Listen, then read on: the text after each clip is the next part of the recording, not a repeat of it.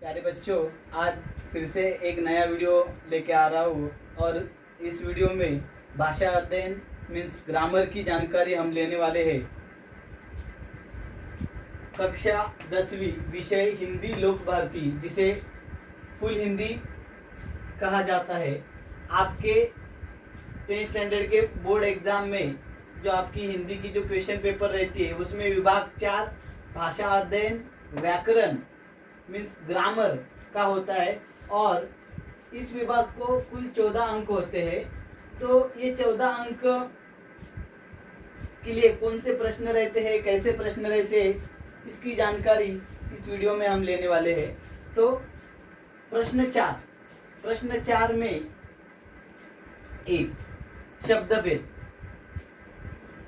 संज्ञा के 5 प्रकार, सर्वनाम के 6 प्रकार, विशेषण के 4 प्रकार। देखो बच्चों, संज्ञा के प्रकार, सर्वनाम के प्रकार, विशेषण के प्रकार, इन सब की तैयारी आपको करनी होगी शब्द भेद का जो पहला प्रश्न है इसके लिए। और ये शब्द भेद के प्रश्न के लिए आपको 1 अंक है। आपके बोर्ड के क्वेश्चन पेपर में कैसे प्रश्न पूछा जाएगा ये देखते हैं। एक वाक्य दिया जाएगा, उसमें से शब्द भेद पहचानना होगा, फिर वो संज्ञा का है या सर्वनाम का है या विशेषण का है, ये आपको पहचानना होगा। तैयारी और प्रैक्टिस करके ही ये सब आपको आ सकता है। दूसरा जो प्रश्न है अव्यय का है, इसके लिए भी 1 अंक है। 2 में से 1 अव्यय का अर्थपूर्ण वाक्य में प्रयोग कीजिए। देखो बच्चों, इसमें 2 शब्द दिए जाएंगे, जैसे कि यहाँ पे मैंने देखे और हाय। तो आपको और पर बनाना है या हाय पर बनाना है, तो दोनों में से 1 शब्द आपको लेना होगा और उसमें उस वाक्य में उसका इस्तेमाल करना होगा। मतलब इजी क्वेश्चन है, आप थोड़ा सा दिमाग लगाकर आसानी से इस प्रश्न का उत्तर लिख सकते हैं। अव्यय के लिए भी 1 अंक है। फिर तीसरा प्रश्न होता है संधि का। संधि में लगभग 2 प्रकार के प्रश्न पूछे जाते हैं, लेकिन 2 में से 1 ही आएगा। तो संधि विच्छेद करना ही एक प्रकार है और दूसरा जो है संधि बनाना, पहचानना। तो 2 प्रश्न है यहाँ पे, लेकिन बोर्ड के क्वेश्चन पेपर में 1 ही आएगा और संधि के लिए भी 1 अंक है। फिर चौथा प्रश्न है सहायक क्रिया। तो बोर्ड में कैसे प्रश्न पूछा जाएगा ये देखते हैं। 2 वाक्यों से किसी एक वाक्य की सहायक क्रिया पहचान कर उसका मूल रूप लिखिए। मतलब सहायक क्रिया के लिए भी 1 अंक है।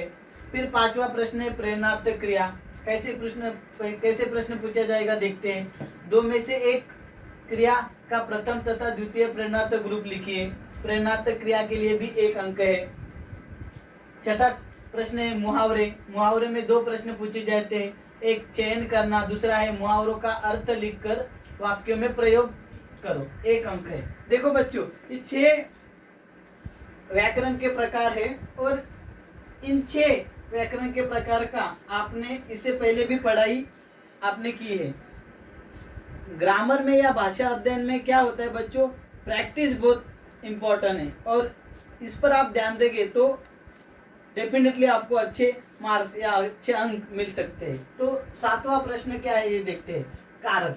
2 में से 1 अंक वाक्य में 2 में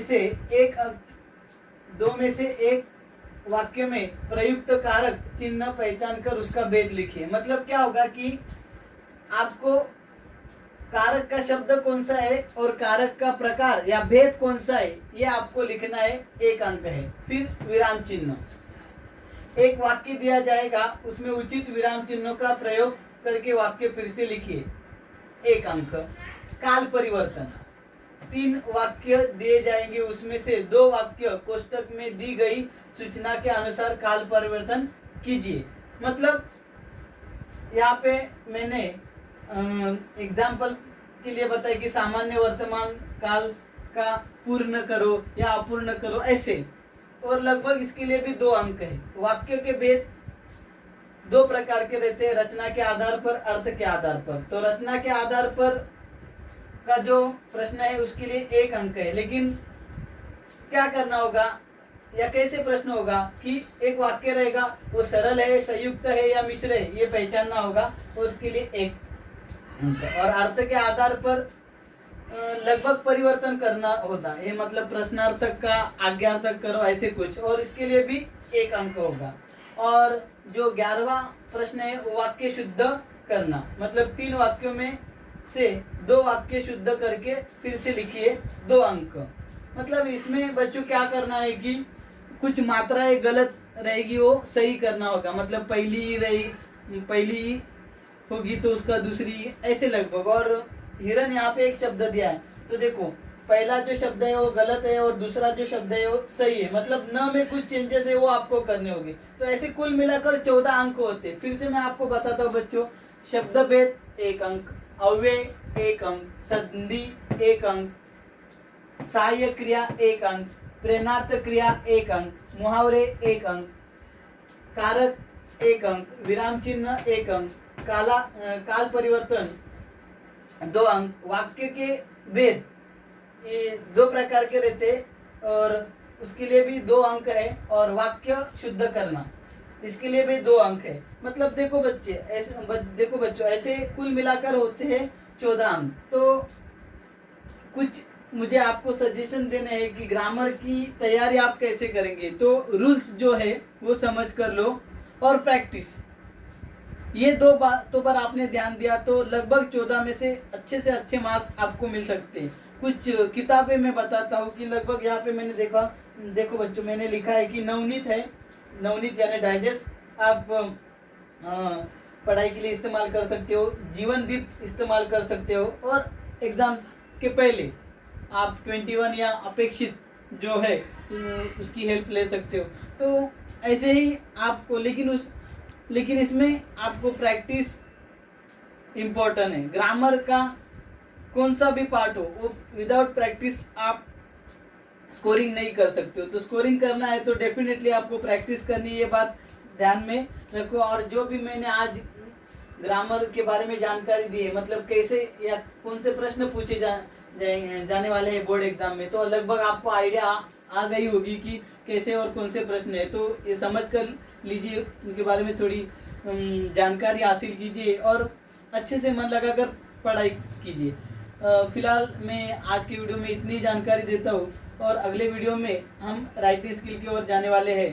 तो आज की वीडियो की अच्छे से तैयारी करो, समझ कर लो, और फिलहाल यहाँ पे लिखता हूँ।